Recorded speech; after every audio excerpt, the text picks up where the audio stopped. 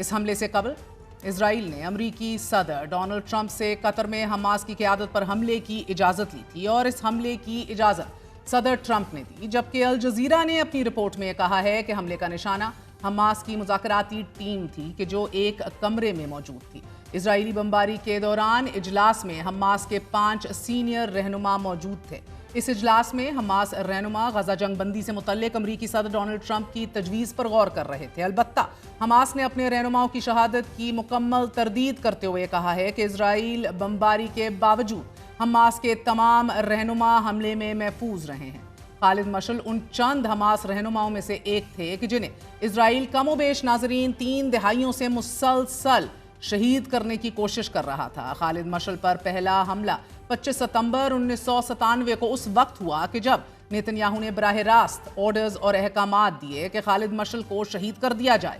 Al Jazeera documentary کل ہم silently Mossad versus خالد مشعل میں خالد مشعل پر اردن کے دارالحکومت عمان میں حماس رہنما کو شہید کرنے کے خفیہ پلان کی عکس بندی کی گئی ہے۔ الجزیرہ کے مطابق یہ آپریشن اتنا خفیہ اور سیکریٹو تھا کہ 6 لوگوں کے علاوہ کسی کو معلوم نہیں تھا ہوز دا ٹارگٹ، ہدف کیا ہے اور کون ہے۔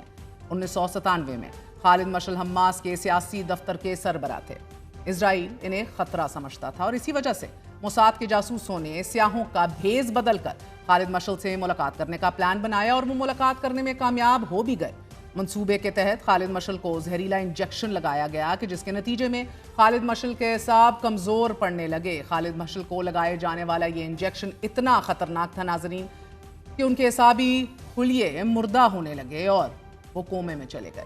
جیسے ہی اردن کے سربراہ بادشاہ حسین کو اس حملے کا علم ہوا تو انہوں نے فوراً احکامات جاری کیے اور انہی کی احکامات کی روشنی میں موساد ایجنٹوں کو گرفتار کر لیا گیا۔ معروف لکھاری کیتھی ہارٹلی اور پال کوسالی اپنی کتاب survey of Arab Israeli relations میں لکھتے ہیں کہ اردن بادشاہ کو یہ خدشہ تھا کہ اردن میں ہوتے ہوئے خالد مشعل کو اگر کچھ ہو گیا تو ان کے خلاف ملک میں خانہ جنگی شروع ہو جائے گی۔